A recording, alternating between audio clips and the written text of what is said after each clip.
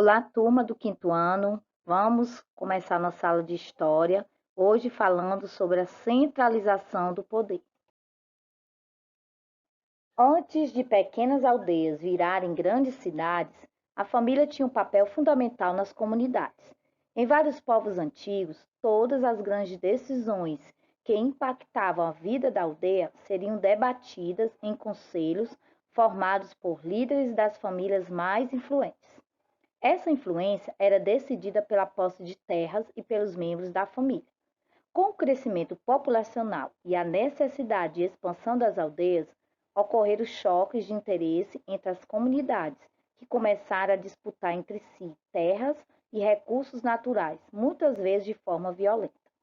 Os chefes de família que lideravam e, consequentemente, venciam as disputas entre aldeias ganhavam prestígio dentro e fora da sua comunidade, de forma que, com o tempo, esses chefes vencedores controlavam, além das suas aldeias, aldeias vizinhas, se tornando então centralizadores do poder local.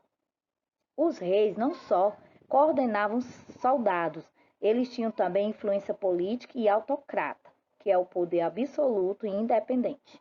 Isso foi ficando cada vez mais difícil para um único líder coordenar sozinho, de forma que, aos poucos, os chefes das aldeias foram delegando funções a outras pessoas de sua confiança, muitas vezes parentes próximos ou amigos da sua família.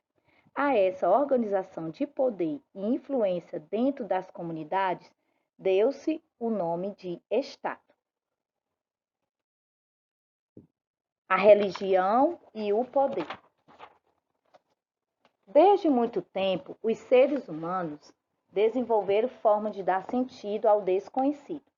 Atribuíam aos deuses eventos que não conseguiam explicar, como uma tempestade, o fogo e as nevascas. Com o desenvolver das comunidades, assim como os grupamentos humanos e suas ferramentas, as crenças foram ficando cada vez mais elaboradas. Os cultos às divindades se tornaram verdadeiras instituições religiosas, geridas pelos sacerdotes, que se mostravam como os mediadores entre os homens e os deuses. Com essa ligação ao divino, os sacerdotes gozavam de bastante influência dentro das comunidades. Sabendo desse poder na Europa medieval, os líderes das aldeias e reis procuravam estabelecer alianças com os sacerdotes locais, que legitimavam o poder dos reis, atestando que eles eram representantes da vontade dos deuses agindo na terra. Já no Egito e na Mesopotâmia, o rei também era o sacerdote. A escrita. Com a centralização do poder, os funcionários do Estado precisavam de formas para manter um controle forte sobre a quantidade de suprimentos da cidade, a circulação de mercadorias, os tributos, a se coletar de aldeias vizinhas, os preços de itens de comércio e as medidas.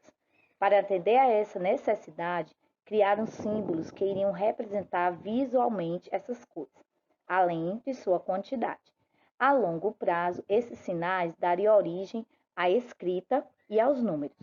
Nas primeiras sociedades que adotaram esses símbolos, poucos eram os que sabiam interpretá-los.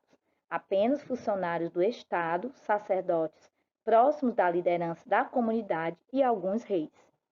O resto da população ou não via necessidade ou não tinha direito a atender como tais símbolos funcionavam. Bem, gente, essa aula está no livro de história de vocês, páginas 118, 119.